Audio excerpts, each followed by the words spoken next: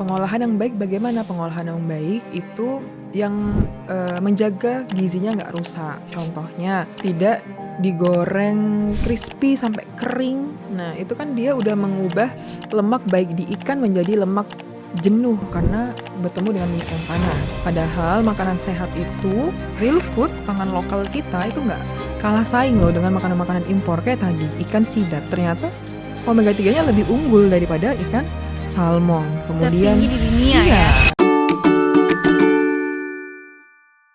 Ngomongin gizi anak ini kayaknya nggak bakal ada habisnya ya. Nah, hari ini aku akan ngobrol bersama dengan ahli gizi Kak Eka. Halo, selamat siang Kak Eka. halo selamat siang Kak Grite. Thank you banget nih udah hadir ke sini. Iya, terima Oh, kasih juga kesempatannya. suaranya halus banget ya. Saya jadi pengen lebih halus lagi nih suaranya. Oke, apa kabar nih Kak Eka? Kabar sehat bergizi. Itu kalau ahli gizi ditanya kabar, jawabannya sehat bergizi, Kak. Sehat dan Iya, bergizi.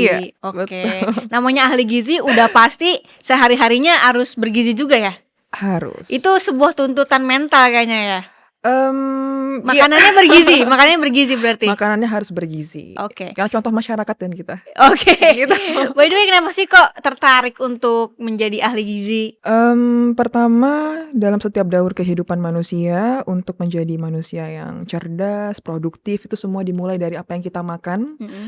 Dan selama makanan itu dibutuhkan oleh manusia, maka ahli gizi dibutuhkan.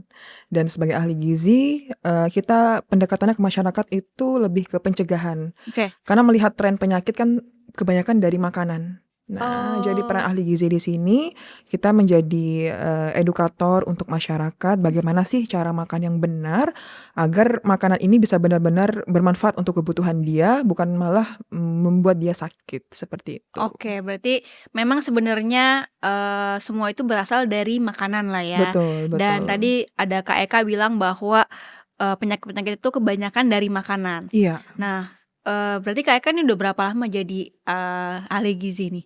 Saya lulus tahun 2022, sehingga sekarang aktif menjadi ahli gizi selama 3 tahun kurang Oke. lebih ya. Kalau dilihat dari trennya tadi kan ada Iya. kan trennya semakin baik atau semakin buruk nih untuk edukasi masyarakat. Apakah masyarakat sudah semakin melek tentang gizi atau masih banyak sekali PR-nya di Indonesia ini? Oke, jadi kalau kita ngelihat masalah gizi di Indonesia, sekarang itu kita mengalami triple burden of malnutrition. Artinya 3 beban masalah gizi ganda. Pertama, masalah gizi kurang, mungkin Kak Gita pernah dengar stunting.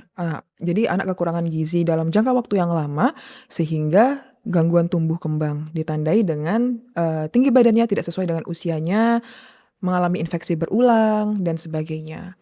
Kedua, ada masalah gizi lebih, obesitas.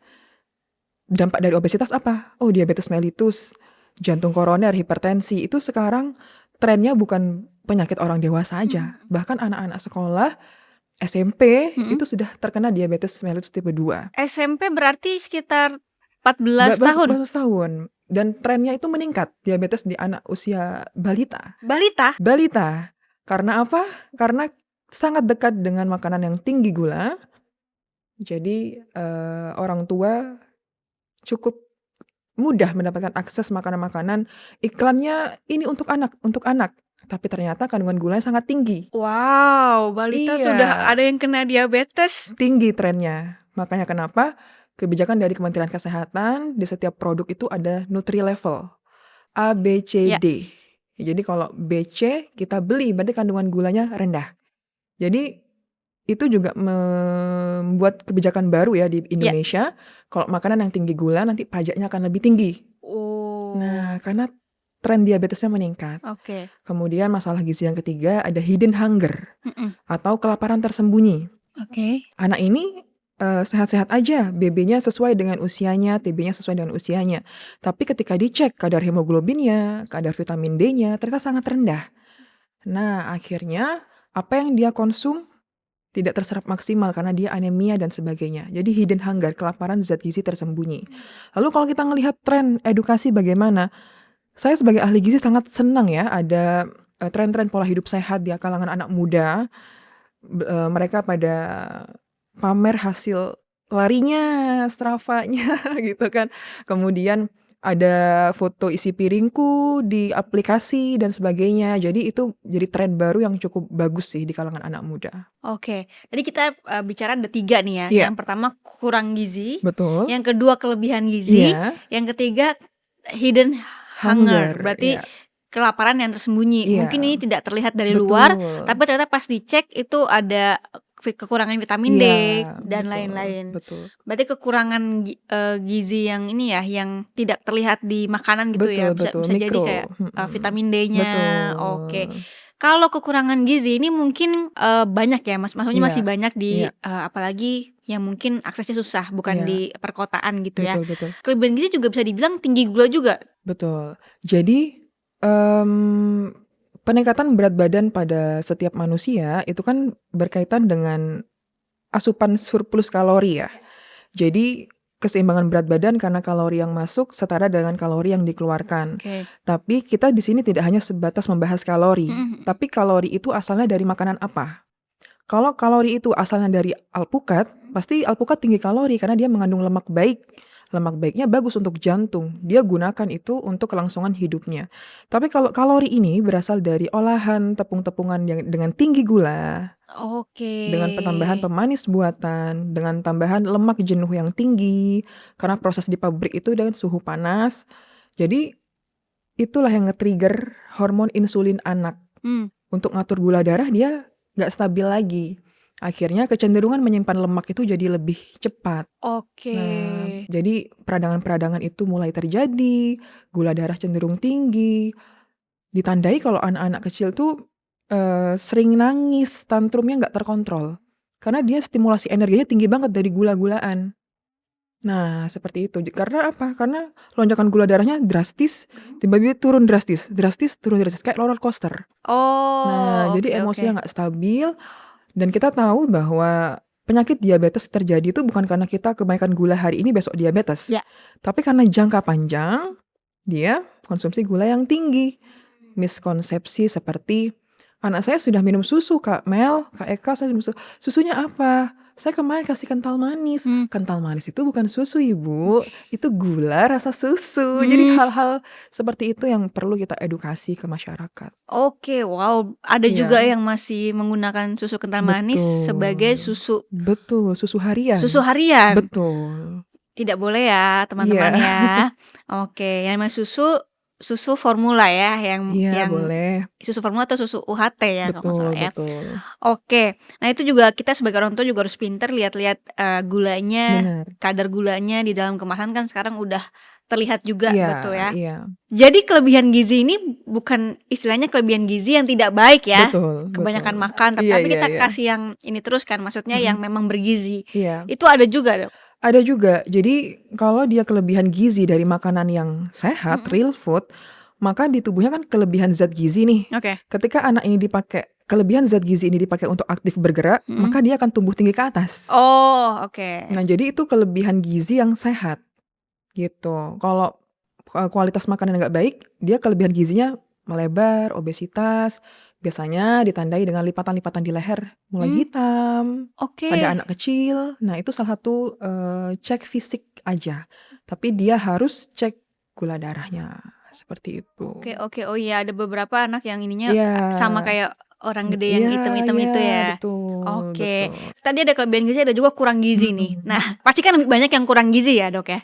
Iya, trennya masih banyak sih di daerah kita. Di daerah. Nah, itu tuh takaran gizi dalam piring itu kan masih terus menjadi hot topic ya. Iya. Banyak ibu-ibu yang setiap tahun ini kan pasti ada ibu baru. Iya. Jadi yang belajar tuh selalu beda-beda nih. Nah, Iya. dari POV ahli gizi sebenarnya gimana takaran yang baik untuk satu kali makan? Jadi tadi Kak Grita juga udah singgung tentang gizi seimbang itu apa gitu ya. Nah, gizi seimbang itu adalah pedoman makan kita yang udah disusun oleh Kementerian Kesehatan. Jadi gizi seimbang itu menekankan pada keanekaragam kelompok pangan. Jadi harapannya semakin beraneka ragam zat gizi yang dikonsumsi, maka kebutuhan zat gizi kita jadi terpenuhi. Ditandai dengan apa? Dalam isi piring ada keanekaragam kelompok pangan. Kelompok pertama, karbohidrat makanan pokok.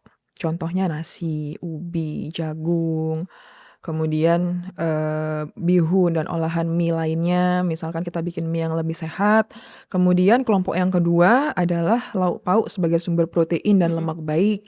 Nah, itu ada ikan, ada ayam, telur, daging sapi, tahu tempe dari nabati, lalu kelompok yang lain ada sayur dan buah. Jadi harapannya setiap kali makan utama, isi piringnya mengandung komposisi itu. Oke. Nah, jadi beraneka ragam yang dimaksud kelompok pangannya yang berbeda. Kita ngelihat nih, kita berenang, kemudian, makanan yang dibawakan oleh ibunya nasi dan mie. Beragam nggak? Tidak. Tidak, karena dia satu kelompok yang sama, karbohidrat. Oke. Nah, jadi itulah, pahami konsep isi piringku gizi seimbang tadi. Mungkin dulu juga kita pernah ya, nasi udah sama nasi sama mie gitu ya, atau Iya. nasi sama kentang goreng. Wah, iya.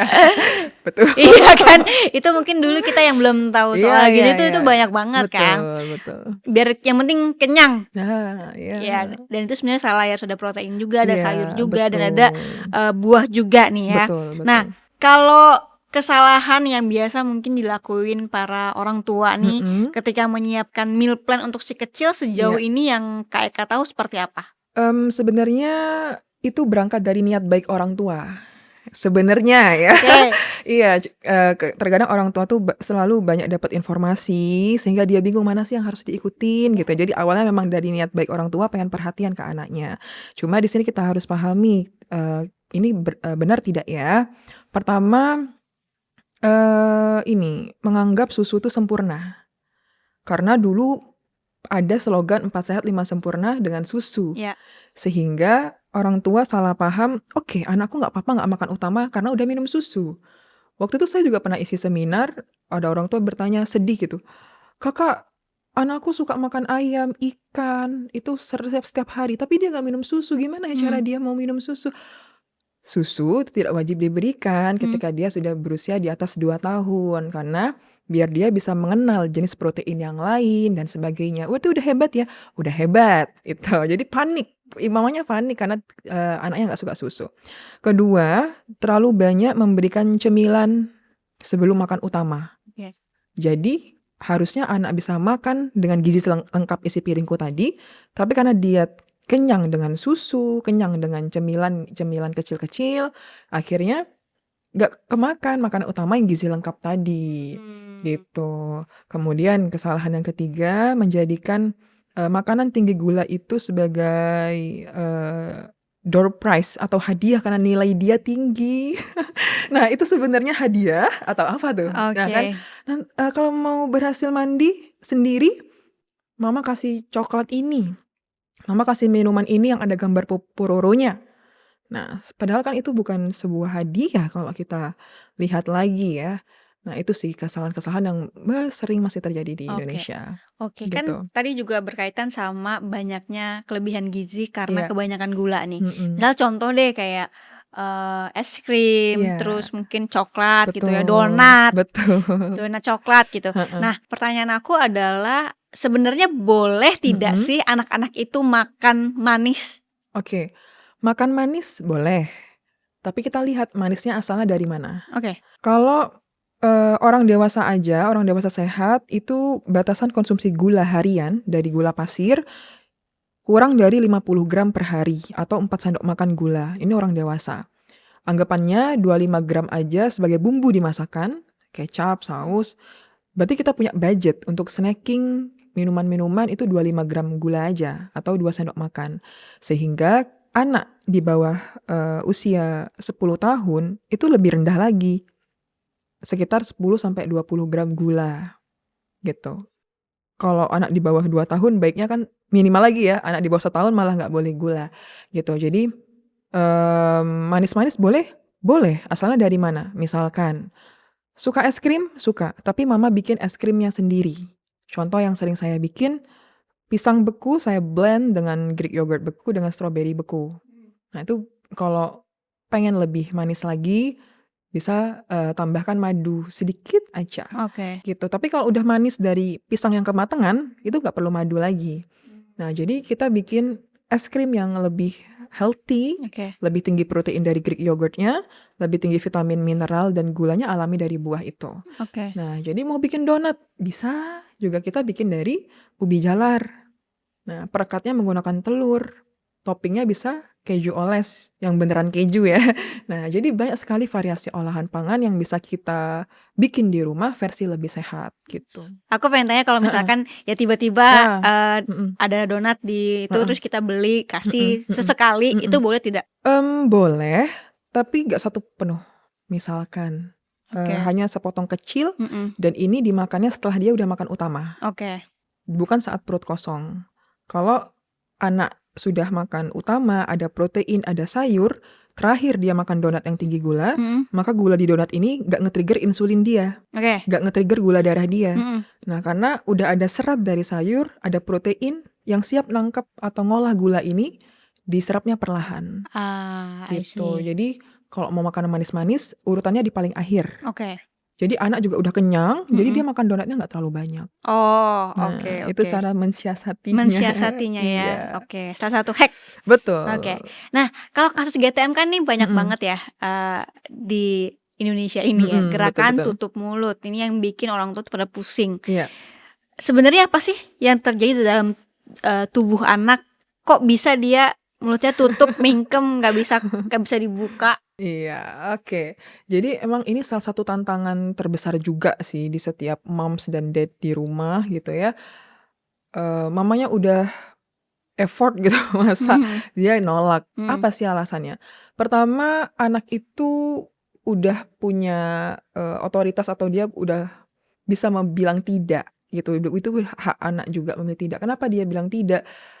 Banyak harus kita pahami. Oh, pertama dia asing nih dengan tekstur sayur Mhm. labu atau sayur terong yang cenderung lembek atau bagaimana gitu. Kemudian dari gigi, apakah ada gigi yang baru tumbuh? Hmm. Nah, jadi anak tidak mau makan atau tutup mulut bukan karena makanan mama nggak enak, Mhm. tapi bisa jadi dia kondisinya nggak nyaman. Atau imun tubuhnya lagi rentan, lagi Nggak enak ya badan. nggak enak badan, jadi penolakan makan tuh sering terjadi. Dan sebagai mama kita juga harus sabar dan telaten karena untuk mengenali makanan itu ternyata butuh 5-18 kali pengulangan. Oke. Seperti itu. Oke, tapi sebenarnya nggak masalah ya kalau misalkan ada saat-saat di mana dia GTM. Mhm. Tapi kalau GTM terus, Iya. itu harus dicek ya? Iya, jadi GTM itu bagian dari proses belajar dia. Nah, banyak strategi biar dia nggak GTM, misalkan diajak untuk nyiapin makan sama mama, mamanya juga makan di depan anak. Nah, jadi GTM wajar nggak? Wajar, tapi kalau Mhm. berkepanjangan, nah khawatir malah asupan gizinya nggak terpenuhi, Oke. Tapi gitu. kan ada nih, Kak, yang misalkan, "Oh, anak saya lahap banget kok, Iya, terus makanya juga udah gizi seimbang," gitu. mhm, Tapi berat badannya nggak naik-naik nih. oke, Nah, kapan sih harus dicek ke dokter mhm. kalau berat badan anaknya tuh nggak naik-naik? Oke, pertama, pertumbuhan berat badan anak itu memang pesatnya saat dia balita ya, atau per bulan tuh 0 sampai sebulan bisa naik sampai 800 gram dan sebagainya. Di atas setahun kenaikannya lebih rendah, misalkan 200 gram dan sebagainya, dan itu wajar. Karena apa? Karena kalori yang masuk ke dalam tubuh anak itu tidak hanya digunakan untuk tumbuh kembangnya dia, tapi juga untuk aktivitasnya dia. Jadi kalorinya kebakar banyak buat dia lari-lari dan sebagainya. Makanya kenapa misalkan kebutuhan kalori anak untuk mempertahankan berat badan saat itu 1.300 kalori, maka karena dia aktif, dia harus ada tambahan surplus kalori 300 kalori. Misalkan atau penambahan surplus kalori plus 200 kalori.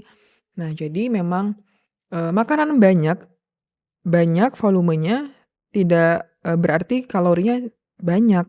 Misalkan 100 gram pepaya 50 kalori, 100 gram alpukat sekitar 200 kalori. Nah, jadi sama-sama 100 gram tapi kalorinya Beda. beda. Nah, itu pembuatan meal plan seperti itu bisa didiskusikan ke ahli gizi. Pasti nih banyak yang nanya nih, sumber-sumber nutrisi utama yang bisa bikin berat badan naik itu apa aja?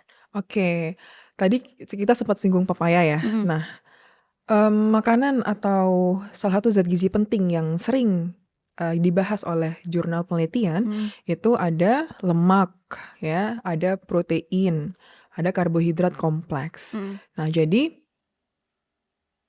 karbohidrat, protein, dan lemak baik ini memang lebih dominan Mhm. porsi untuk sekali makan dibandingkan sayur dan buah. Mhm. Sayur dan buah itu untuk kebutuhan vitamin dan mineral, dia tidak mengandung kalori. Yang mengandung kalori itu 3 zat gizi ini. Nah, jadi perhatikan setiap kali makan harus ada karbohidrat kompleks, protein dan lemak baik, dan sayur buah sebagai pelengkap, seperti itu. Oke.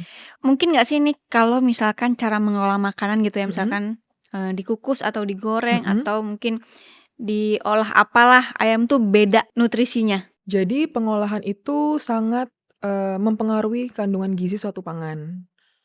Bukan berarti, proteinnya jadi kurang jauh, itu enggak.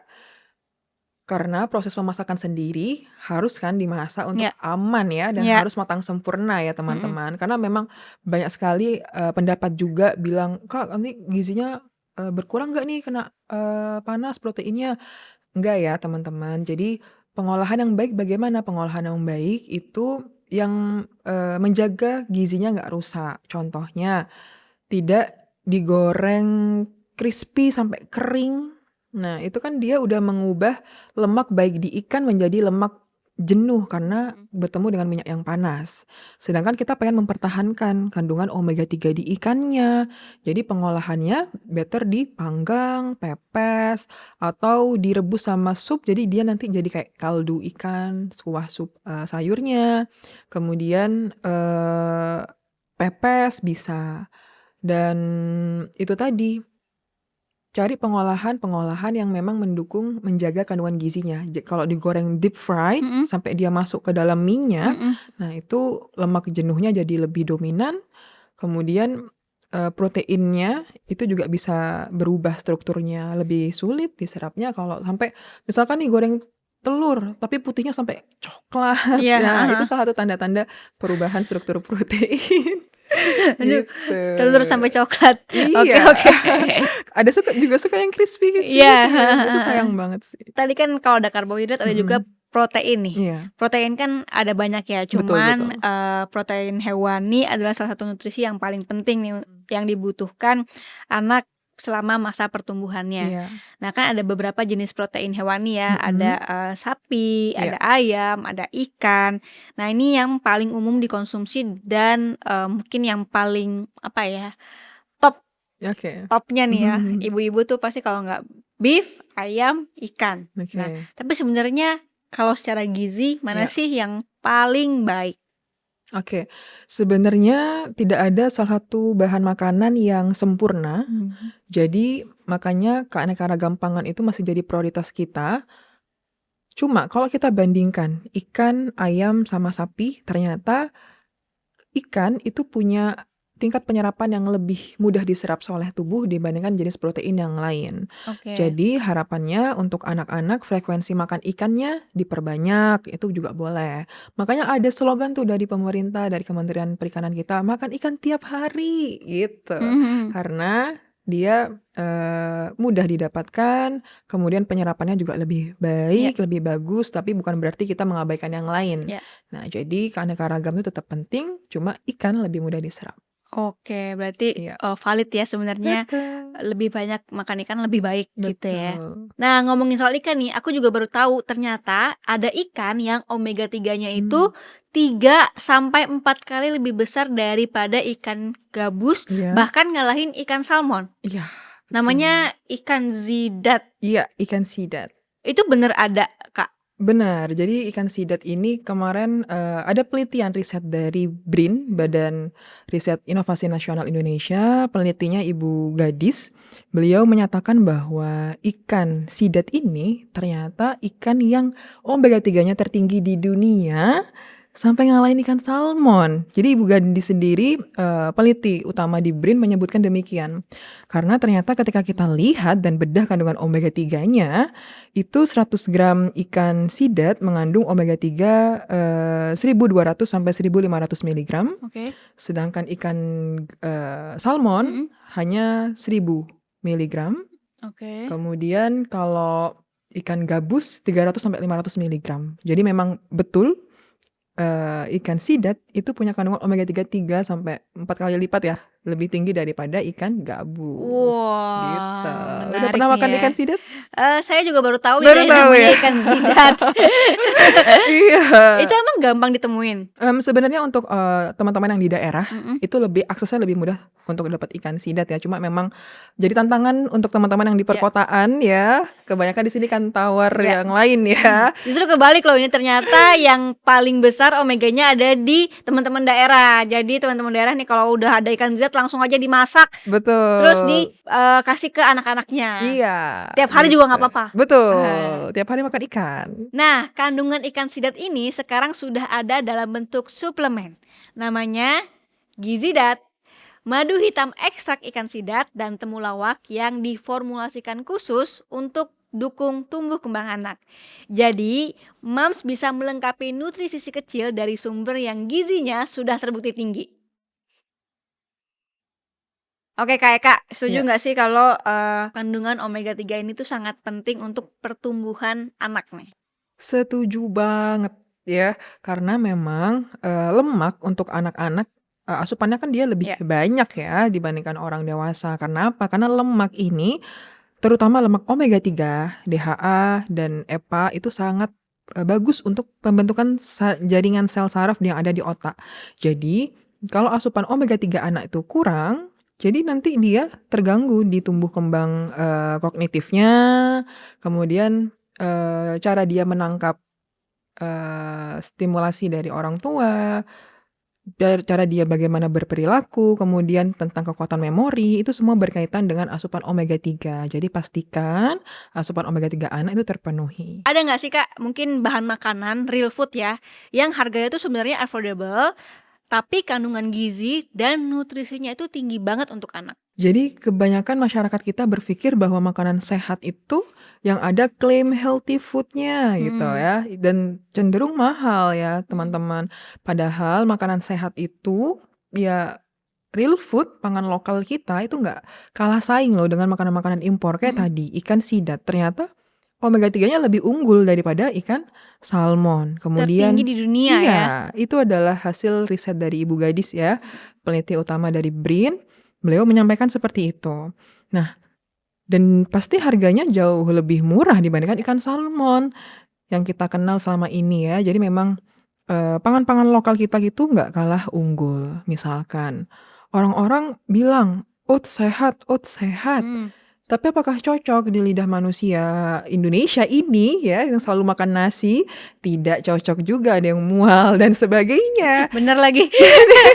Jadi jangan paksakan, ternyata kita punya karbohidrat kompleks yang lebih unggul juga. Misalkan nasi merah, nasi coklat, sorghum, atau ubi jalar. Nah, jadi pangan lokal kita walaupun harganya murah meriah, tapi kandungan gizinya itu luar biasa mantap. Kalau anak nih lagi aktif-aktifnya kan Iya, sekolah, main apa segala macam sehingga males bahkan nolak makan, maunya mhm, snack-snack aja. iya. Nah, itu tuh gimana sih, oke nggak kalau kita sesekali okelah ikutin ikutin mereka gitu? POV dari ahli gizi gimana? Oke, pertama kebiasaan makan saat kecil itu nanti sangat menggambarkan kebiasaan makan dia saat dewasa. Kenapa orang-orang dewasa sekarang banyak yang obesitas atau diabetes? Karena dia tidak disiplin dengan jadwal makannya. Dia makan karena ada makanan yang tersedia itu lebih tinggi kalori dan tinggi gula. Nah, padahal dari kecil kalau kita sudah biasakan dia mengenal rasa lapar dan rasa kenyang alami, maka nanti setelah dewasa dia akan cenderung mindful, memilih apa makanan yang worth it buat dia konsumsi. Mmm. Dan itu, dilatih sejak kecil. Ada 5 waktu makan. Sarapan jam 7 sampai jam 9, snack pagi jam 10 sampai jam 11, makan siang jam 12 sampai jam 2, snack sore jam 3 sampai jam 4, makan malam jam 6 sampai jam 8 malam. Jadi harapannya dengan jadwal makan teratur itu, pemenuhan gizinya akan lebih baik. Mau nyemil nanti nunggu jam snacking. Nah, kita komitmen sama anak di situ. Karena kalau dia snacking terus, khawatir snacking kan porsinya kecil ya. Ya. Nah, jadi khawatir asupan omega 3-nya tidak tercukupi, proteinnya nggak tercukupi, dan vitamin mineralnya juga nggak tercukupi. Jadi, dia harus disiplin sama jadwal makan, karena nanti muncul rasa lapar alami lagi tuh. Mhm. Karena habis sarapan Lambung akhirnya kosong 2 sampai 3 jam, pasti akan muncul rasa lapar alami, pasti dia nanti minta makan, oke snack dulu habis sarapan. Terus lapar lagi, makan siang. Nah, kita pengen melatih rasa lapar kenyang itu datang secara alami. Nah, dalam kondisi tersebut nih Kak, apakah pemberian suplemen itu diperlukan? Oke, jadi, konsepnya dalam memberi suplemen itu, dia adalah, urutan terakhir ketika dari makanan utuh tidak bisa dipenuhi dengan maksimal. Dan suplemennya apa yang dikonsumsi? Ya sesuai dengan kebutuhan si kecil. Jadi kita lihat komposisinya apa, apakah suplemen ini memang lagi anakku butuhkan. Iya. Jadi, real food first gitu Mhm, ya, mhm. baru suplemen di akhir ketika memang asupan dari makanan utuhnya tidak terpenuhi. Jadi boleh nggak suplemen? Boleh, dengan syarat tadi, sesuai dengan kebutuhan si kecil. Oke. Nah, kalau anak yang picky eater nih kan Heeh, tadi, kebiasaan makan itu kan akan mencerminkan ya. mencerminkan masa depannya seperti Iya, apa ya. iya, Jadi kan anak-anak yang picky eater ini mhm, otomatis ke depannya juga akan picky eater kalau tidak betul, dibetulkan. Nah, betul, sebenarnya ada nggak sih batas kita untuk membetulkan si picky eater ini? mhm. Misalkan, oh, normally sampai umur 6 tahun kita harus benar-benar berjuang supaya dia tuh nggak picky eater. Oke, jadi, untuk merubah kebiasaan Ya, makan sebenarnya, eee, di saat dia mulai MPASI sampai dia remaja awal, itu adalah masa belajar dia untuk mengenal makanan mmm, dan kita juga bisa ngelihat dia alergi nggak ya, itu mhm, biasanya saat MPASI, kemudian alasan dia tidak bisa makan ini apa, oke dia nggak bisa makan telur karena teksturnya dia nggak suka. Opsi pengganti telur apa nih protein yang lain, ikan, ayam, dan sebagainya. Bagaimana cara aku, membuat anak ini suka telur? Pertama, aku nggak ngasih telur dia secara utuh, ya, tapi mungkin hidden gitu ya, di dalam olahan, nugget yang Kakak bikin, nugget ikan sidat ya, perkednya pakai telur misalkan.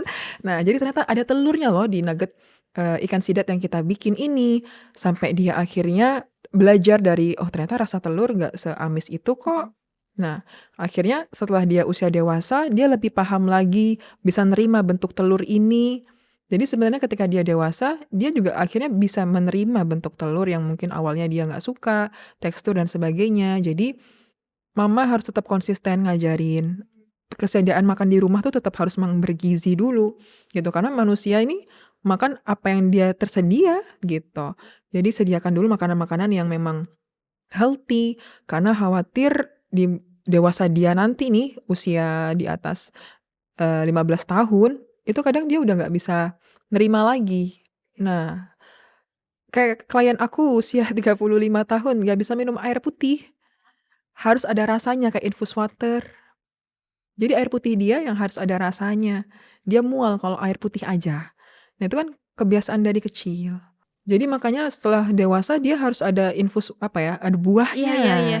Nah Biar biar nggak air putih Bet plain gitu ya. betul, Misalkan ada asem, ada apa. betul, betul. Nah, padahal air putih kan vital untuk ginjal Betul. dan sebagainya. Nah, itu Sebuah keharusan itu kan. sebuah keharusan karena Tapi dia nggak heeh, bisa. nggak bisa kalau plain gitu. Ada, kasus juga, nggak bisa makan nasi, Oke. tapi untungnya dia mau makanan pokok yang lain, kentang dan sebagainya. Cuma kan pada saat dia nggak makan nasi ini, picky-nya tuh kebawa terus sampai Mmm, dewasa. mhm. Gimana kalau suatu kondisi dia nggak ada nasi sama sekali, akhirnya dia harus bawa sendiri kentangnya dia, Iya. bawa sendiri makanan dia, seperti itu sih. Nah, kalau ngomongin suplemen nih, Kak, ya, Iya, bagaimana sih cara kita tuh memilih suplemen yang terbaik, mhm, kandungan nutrisinya seperti apa, agar berat badan anak kita tuh sesuai dengan kurvanya?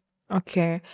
Tadi kita udah komitmen ya untuk memenuhi kebutuhan gizi dari makanan utuh dulu, baru kalau memang udah tidak bisa dari makanan utuh, ternyata dicek vitamin D-nya sangat rendah, hemoglobinnya rendah. Nah, baru pertolongan, akhir adalah suplementasi dan itu asalnya dari izin dokter spesialis anaknya. Oke. Kira-kira boleh nggak nih, "Dok, kalau saya minum suplemen ini untuk anak saya dan sebagainya. Ada pertimbangan-pertimbangan lain, oke ini dosisnya sesuai, oke ternyata ini isinya memang dari ekstrak alami.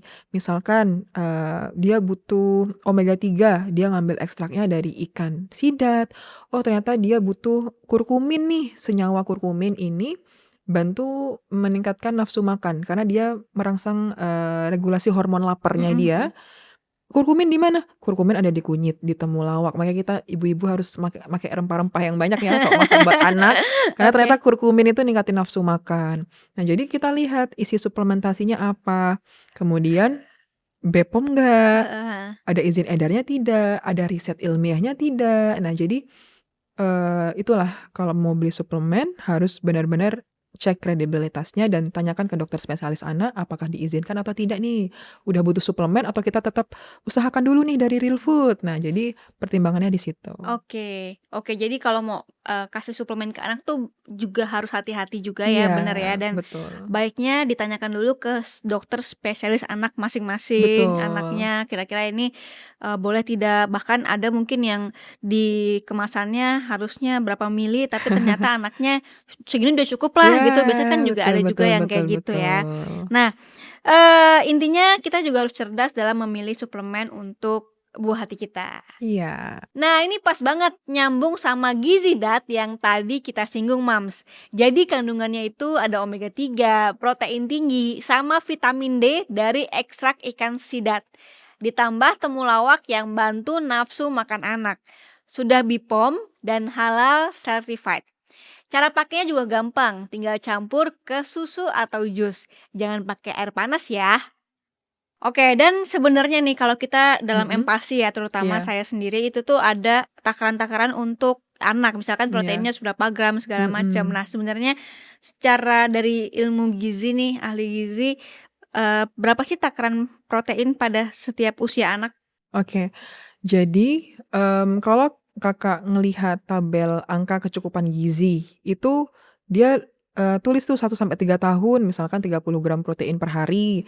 Nah, tapi kan itu untuk secara umum. Kalau mau lebih personalisasi, bisa dikonsultasikan ke ahli gizi. Cuma kalau pengen hitung-hitung sendiri di rumah, itu dari 1,5 gram per kilogram berat badan anak. Misalkan anak kita berat badannya 30 kilo, berarti, kebutuhan proteinnya 1,5 kali 30. 45 gram. Nah, berarti 45 gram per hari. 45 gram per hari ini asalnya dari mana? Oh, 1 butir telur mengandung 6 gram protein, 50 gram, ikan lele berapa gram protein? Oh, 50 gram ikan sidat, sekitar 10 gram protein. Nah, jadi sehari itu anak aku harus makan berapa banyak sih untuk bisa mencapai 45 gram ini, gitu. Nah, Banyak ya 45 gram ya? Kalau banyak. 30 kilo ya? Iya, kalau Oke. 30 kilo banyak, gitu. Berarti kalau personalize bisa kayak gitu juga Iya, ya, bisa kayak dari gitu berat juga. badan ya. Mhm. Nah, masa pertumbuhan anak kan bisa dibilang namanya golden age ya. Iya. Golden age ada yang, 2 tahun, 5 tahun, Mhm. bahkan menurut aku sih sampai 12 tahun tuh adalah Iya golden age iya ya. iya. Nah, indikator, badan anak yang sehat itu Mhm. seperti apa yang mungkin terlihat di kasat mata aja gitu? Oh, oke. Pertama setuju banget kalau dulu kita bilang golden periode 1000 hari pertama kehidupan Mmm, gitu ya, saat dia dalam kandungan sampai dia berusia 2 tahun. Tapi ternyata intervensinya tuh berlanjut sampai 7.000 hari pertama kehidupan, di mana betul, dia remaja ya mhm. kan, dan itu berkaitan dengan tumbuh kembang fisik, otak, dan mental dia, sosial dan sebagainya. Nah, untuk melihat anak ini sehat atau enggak, sehat itu sebenarnya bukan dilihat dari physically aja ya, tapi kesehatan mentalnya juga dan sebagainya. Pertama, kalau tadi kita bilang anak yang stunting itu pendek, tapi tidak semua anak pendek itu stunting, gitu. Stunting ini salah satu, masalah gizi, kurang dalam jangka waktu yang lama dan dia ditandai dengan infeksi berulang. Jadi dia tinggi badannya tidak sesuai dengan usia dan disertai dengan sakit terus-menerus. Nah, jadi kalau, anak ini tinggi badannya mungkin tidak setinggi dengan teman-teman sebayanya, tapi dia IQ-nya bagus, cara merespon komunikasi dengan sosialnya bagus, kemudian dia aktif, suka olahraga, aware dengan apa yang dia makan, maka dia termasuk anak yang sehat, seperti itu. Oke, wah menarik sekali ya hari ini pembicaraannya tentang gizi. Saya jadi terngiang-ngiang besok masak apa loh. Oh, Oke. Nah, wow. mungkin terakhir nih Kak, Iya. sebagai ahli gizi pesan dari Kakak untuk para moms yang Mhm, stres dan ikutan turun berat badan akibat mikirin pemenuhan gizi anaknya. iya. Oke, jadi untuk, para orang tua di luar sana, kita sama-sama belajar untuk memahami ilmu gizi, ilmu di balik isi piring, karena karena gizi itu investasi yang, tidak bisa diulang lagi kalau anak ini sudah kena diabetes, akhirnya dia selamanya harus menjaga kadar gula darah dia, gitu. Semuanya berawal dari apa yang dia makan. Tidak ada anak yang mau tumbuh dalam kondisi stunting, tidak ada anak yang mau tumbuh dalam kondisi diabetes, obesitas, dan sebagainya. Maka, pengetahuan tentang gizi itu adalah dasar untuk setiap orang tua di rumah. Makanya kita harus menjadi keluarga yang sadar Iya. gizi gitu ya, tentang isi piringku gizi seimbang, aktif bergerak, dan, kalau ke supermarket baca-baca makanan kemasan, nggak apa-apa, kasih waktu lebih lama untuk kita baca komposisinya. Iya. Mana yang worth it aku beli, ini keju beneran keju nggak ya? Ini Mhm. susu beneran susu nggak ya? Nah jadi, prioritaskan makan pangan lokal kita, gizi seimbang, kemudian, bijak dalam konsumsi gula dan sebagainya. Karena, apa yang kita makan hari ini itu menentukan apa yang akan terjadi di dalam kehidupan kita nanti. Jadi you are what you eat, bijak dengan apa yang kamu makan, Thank gitu. you Kak, sudah datang dan sudah memberikan informasi seputar gizi. Iya, Semoga sehat selalu. sehat selalu juga. Kakak juga bisa menjangkau lebih banyak orang lagi dan Amin makin banyak amin. orang Indonesia yang sadar tentang gizi seimbang. Amin. Thank Yeay, thank you. you so much Kakak, senang bisa sharing tentang gizi di sini. Thank you Kak. Nah Mams, dari obrolan kita hari ini sama Kak Eka, intinya apa? Intinya nutrisi anak itu harus lengkap dan konsisten. Nggak cukup dari makanan utama aja. Nah, buat yang anaknya masih struggle dengan GTM atau BB susah naik, Gizi Dat bisa jadi salah satu pilihan untuk melengkapi nutrisinya sehari-hari. Madu hitam ekstrak ikan sidat dan temulawak sudah BPOM dan juga sudah dapat sertifikat halal. Caranya gampang juga, praktis lagi. Tinggal dicampur ke susu atau jus. Solusi GTM tanpa drama, ibu hebat, pilih Gizi Dat.